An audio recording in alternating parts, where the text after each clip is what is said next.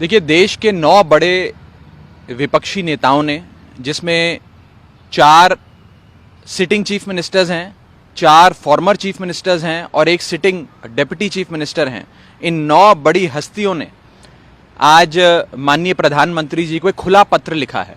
और उस पत्र में ये बात पूरी मजबूती से माननीय प्रधानमंत्री जी के सामने रखी है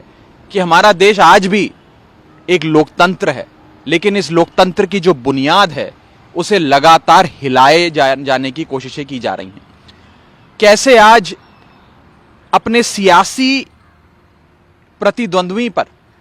सीबीआई, ईडी का प्रहार करके, तमाम एजेंसियों का प्रहार करके उन्हें पकड़ पकड़ के जेल में डाला जा रहा है। और यह किसी एक पार्टी तक सीमित नहीं है, तमाम पार्टियों के जो भी विपक्षी दल मजबूत होता नजर आता है, ईडी, सीबीआई उसके घर पहुंच जाती है, उसे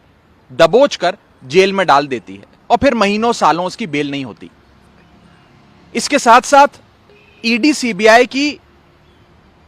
कार्यप्रणाली पर भी एक बहुत बड़ा प्रश्न चिन्ह है। आपको जानकर अचंभा होगा कि पिछले 9 साल में सीबीआई ने जितने मुकदमे दर्ज करे उसमें से 95% मुकदमे देश के विपक्षी नेताओं पे दर्ज हुए। इन्फोर्समेंट डायरेक्टरेट ने, ईडी ने यूपीए काल के समय 112 जगह पे मात्र रेड करी थी, लेकिन एनडीए यानी कि प्रधानमंत्री मोदी जी की सरकार के दौरान, यानी कि 2014 से लेकर आज तक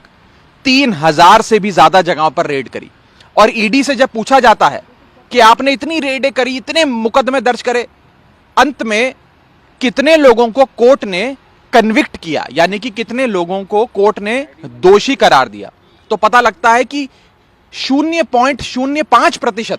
0.05% भी कन्विक्शन रेट ईडी का नहीं है। आप लोग जो सवाल उठाते हैं मनीष सिसोदिया की गिरफ्तारी हो या एलजी का काम हो, उसके पीछे कहीं ना कहीं आप लोग सीधे तौर पे प्रधानमंत्री को दोषी मानते हैं, तो फिर देखिए आज पत्र लिखने का क्या मतलब? देखिए आज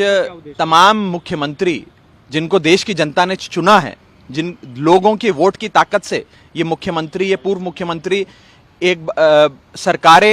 सरकारों में रहे हैं, सरकारें चलाई हैं, आज ये अपने ही देश के प्रधानमंत्री से एक अपील कर रहे हैं कि एजेंसियों का दुरुपयोग छोड़ दीजिए, एजेंसियों को इंडिपेंडेंट तरीके से फंक्शन करने दीजिए। और ये सारी जो कवायद है ये ईडी, सीबीआई तक लिमिटेड नहीं है। आप देखिए, इस देश में गवर्नर और लेफ्टिनेंट गवर्नर के दफ्तर का दुरुपयोग कर जो एक कॉन्स्टिट्यूशनल ऑफिस है उसका दुरुपयोग कर पॉलिटिकल स्कोर्स को सेटल किया जा रहा है और हर कोशिश की जा रही है कि विपक्ष को कमजोर किया जाए, खत्म किया जाए। आप विपक्ष लड़िए, आप सत्ता में हैं, लड़िए, लेकिन चुनाव के रण के मैदान में लड़िए। एजेंसियों का इस्तेमाल कर गवर्नर के दफ्तर का इस्तेमाल कर आप केवल विपक्ष को ही खत्म करने की कोशिश नहीं कर रहे हैं, इस देश की लोकतांत्रिक बुनियाद को हिला रहे हैं। हमारे basic structure of the constitution में भी लोकतंत्र की बात होती है। अगर उस लोकतंत्र की नींव ही हिल जाएगी तो इस देश में लोकतंत्र सिर्फ नाम का रह जाएगा। और इसी के साथ साथ मैं आपको एक महत्वपूर्ण बात बता दूं कि आज इन तमाम पार्टियों के 9 की 9 जो बड़े विपक्षी नेता हैं, इन सबकी विचारधारा अलग हो सकती है, ये अलग अलग रीजनल पार्टीज को रिप्रेजेंट करते हैं, लेकिन इन सब रीजनल पार्टीज, इन सब आइडियोलॉजीज को बनाकर हमारा प्यारा भारत देश बनता है। आज उस भारत देश के तमाम निर्वाचित नेताओं ने माननीय प्रधानमंत्री जी को चिट्ठी लिखकर गुहार लगाई है कि हो सकता है कि हमारी विचारधारा आपकी पार्टी की विचारधारा से मेल ना खाती हो सकता है हमारे विचार आपके विचारों से मेल ना खाते हों, लेकिन आप कृपया कर इस लोकतंत्र की जो बुनियाद है उसे ना हिलने दें और ईडी, सीबीआई का दुरुपयोग जो आज केंद्र में बैठी सरकार कर रही है उसे बंद किया जाए। सारे नेता मनीष सिसोदिया जी के अरेस्ट को लेकर बहुत चिंतित हैं।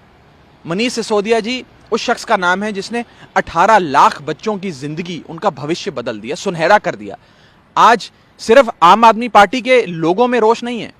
सिर्फ दिल्ली के लोगों में रोष नहीं है, मनीष सिसोदिया जी के अरेस्ट से देश भर की आवाम में रोष है, तमाम नेताओं के मन में रोष है।